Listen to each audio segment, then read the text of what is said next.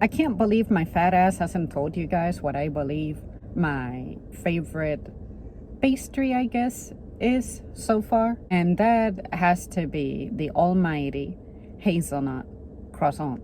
But there seems to be two versions of it that you can get. One of them, it's exclusively hazelnut filling, and then the other version would be chocolate on the outside with hazelnut filling inside. And by hazelnut, you can pretty much assume that they're using some kind of Nutella. Bonus points if the bakery you go to also powders it. The one I got today is not powdered, because I find that maybe it's depending on who's there, but sometimes they do, sometimes they don't. And I find that weird that if you're using an additional ingredient such as powder, why would the price not change on the days that you don't use it?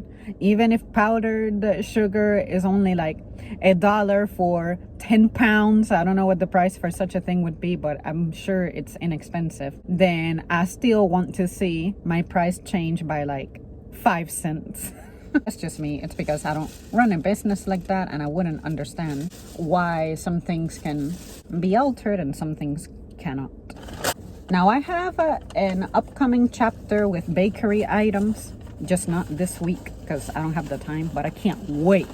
Today's subject looks like this. Just your regular croissant, what you're used to croissants looking.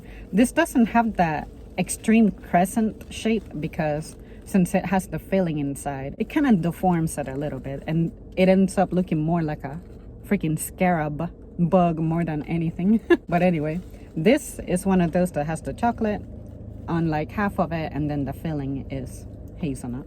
And this is just such a great combo because this mug is going to be flaky, it's going to be buttery, it's going to have whatever grease and fattenings the filling has, and then the little chocolate crust on the outside. Can't beat it. This is gonna mess up my teeth.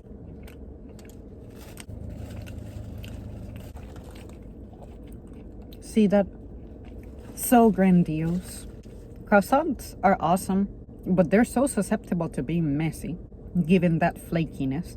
I have a bunch of crumbs in the bag, and they stick to my lips especially. Maybe it's because of the lip balm, but I don't like that, because then all I want to do is mess with it.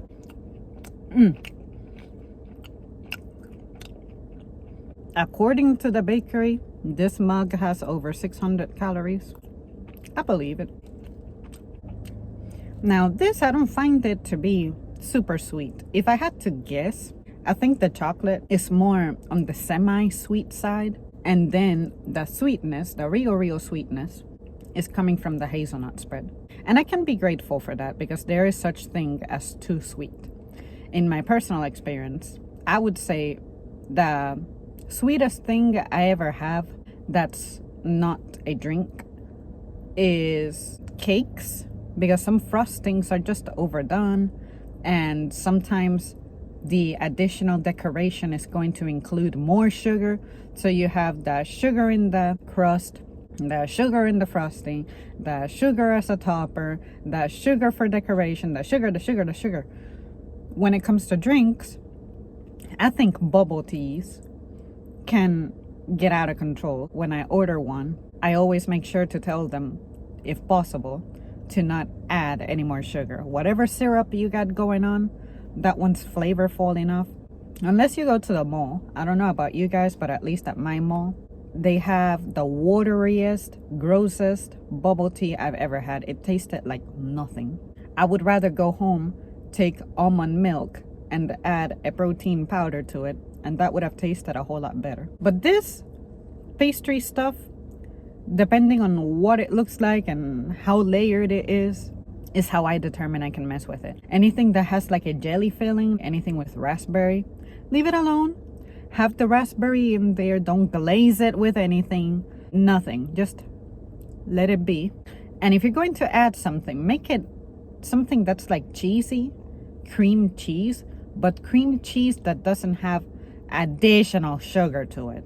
Okay, just even it out. Because you guys know how I say that anybody who depends on a sauce to give flavor to their stuff simply doesn't cook well, doesn't season well. Well, that to me is the seasoning of pastries.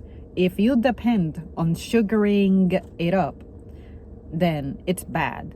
You gotta be able to take something and have the texture, which would be the bread, have the sweetener, which would be whatever version of sweetener you use. Like, is it gonna be a chocolate? Is it gonna be a vanilla? Is it going to be a fruity kind of sweet? Something like that. And then if you're going to add a layer of texture, in other words, make it creamier because maybe the bread is too crispy, then use a cheese, cream cheese. Don't add, like, I don't know, some kind of glaze to it to add to that texture, if that makes sense. You're ruining it. So anyway, this it's just the coolest darling ever. I think someone had the intention of powdering it. I see like a little bit of white here, but I guess it was really trivial. Look at that mess. Well, I believe I have spoken. I made my point. I've described it.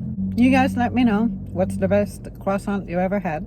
And if you say just butter and the bread itself, that's perfectly fine. Those used to be my favorite ones until someone introduced me to a sweet cream version of a regular croissant. Basically, it had like cream cheese, but the cream cheese was sweet. Just that. It was amazing. And then eventually I found the chocolate ones, and raspberry, I've had it in Danish form, so I guess you could say that it still counts as a croissant since they're both flaky. But yeah, that mess was awesome.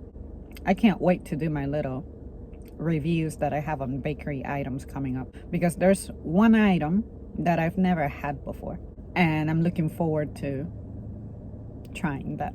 All right, that's it. Bye.